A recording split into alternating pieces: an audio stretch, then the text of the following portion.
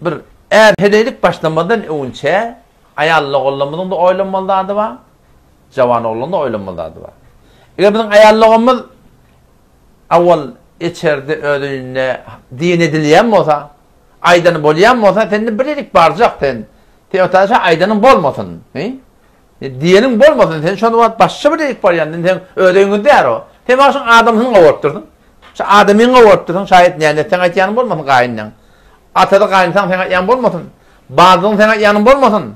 Sen yeni vadakım durmuşa çıkıp bolayan bir sürü kıyınçılıkla var evde.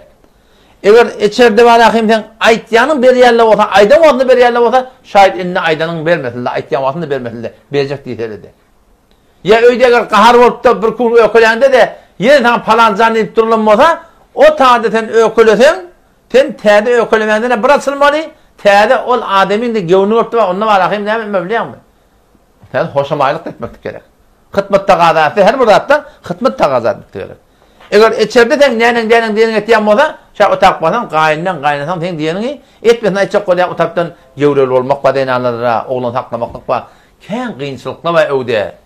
Yani durmuşa çıkmaklık, ken kıyınçılıkla boyunalmaklık. Ne biçim etken? Effete pak dameni bile gerek.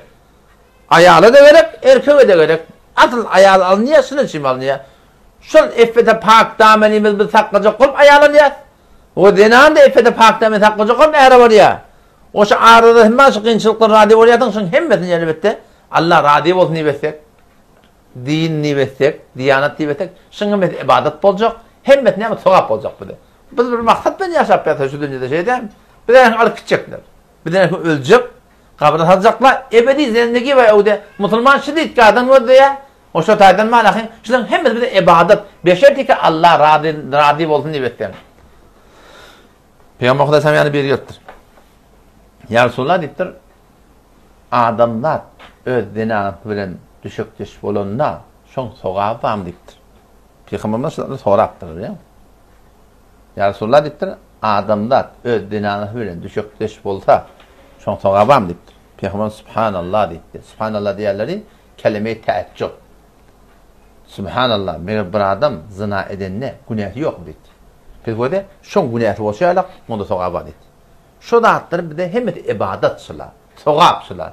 Dehmetli olsa da, dehmetsiz olsa da, sen çay demlemen, sen su vermen, sen mihman gödemen, sen git gel etmen, sen ademin hıtmeti, kayından hıtmeti. Şunun hemmetini eğer bir denene Allah radib olsun deyip etse, şunun hemmeti ibadet bolya Müslüman doğun. Soğap bolya, Allah'tan radilik var. Her Kuday'tan aydan var akın.